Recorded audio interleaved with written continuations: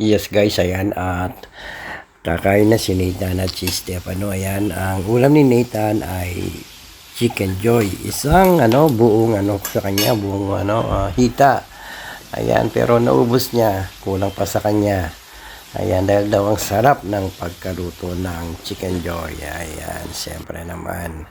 At siyempre ito si Stefano, hindi siya kumain ng rice at kakain lang siya ng salad. Ayan, at saka tinapay. Wow, yummy.